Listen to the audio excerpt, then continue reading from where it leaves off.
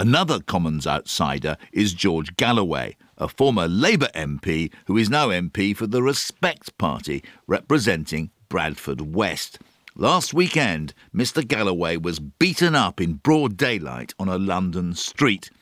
Remarkably, only one of Mr Galloway's 650 or so fellow MPs has sent him a public message of sympathy. Mr Galloway is a highly controversial figure, but isn't it the case that the assault on the Respect MP is also an assault on free speech and democracy? I invited Mr Galloway into the studio. He still bore the marks of the brutal attack on his face, and he told me he felt severe pain in his ribs. I asked him what actually happened. I was standing in West London, in Notting Hill, not the sort of place you'd expect such a thing to happen, when, totally blindsided, while I was taking a picture with a member of the public, a blow struck me on the side of the head, followed by dozens of other blows.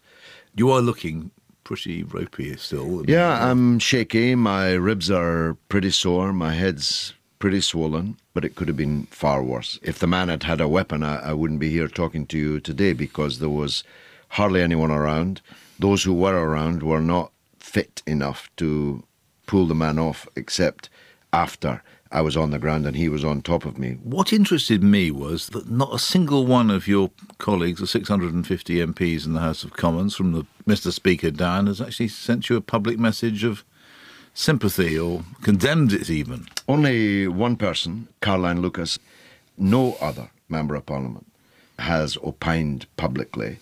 I wouldn't have wanted their sympathy. For most of them it would have been insincere.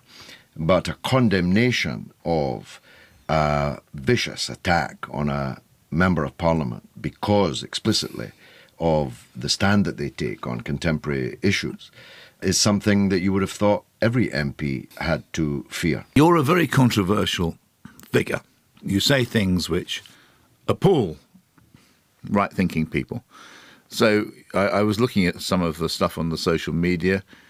You know, a lot of them seem to think you deserved it almost. This is a strange position. It is in Britain, and would be a very major step backwards for us, because what appalls one man thrills and persuades another. So every one of us has, if we're worth our salt, has controversial views. What's the point in being a Member of Parliament if you don't have controversial views? And if we're to be attacked for expressing them... Physically attacked for it. Physically attacked. I mean, this man... Beaten to the ground, yeah. Yes. I mean, I sustained quite serious injuries. But it's a strange set of circumstances where neither the Prime Minister, nor the Speaker of the House of Commons, nor the Leader of the Opposition, nor any frontline politician, or any politician at all apart from Caroline Lucas, has publicly condemned this attack. Many have written to me, the more gentlemanly ones, people that you would expect. Andrew Mitchell, Jacob Rees-Mogg wrote a very beautiful letter to me. People who value free speech, who value parliamentary democracy. I have been, after all, a member of the House of Commons for 27 years. Jim Murphy had to withdraw from campaigning for a while because of threats made against him in Scotland. I mean, do you notice a trend towards the physical intimidation of politicians in this country? Yes, and that's something that the whole political class should sit up and take notice of. I have a right to speak.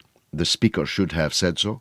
He ought to have been sending his officials to talk to me about how they're going to protect me and my rights. After all, I represent 90,000 people in my constituency, and many more broadly. And if our position is to be physically attacked, what does that say? And do you, it's been reported you want a bodyguard?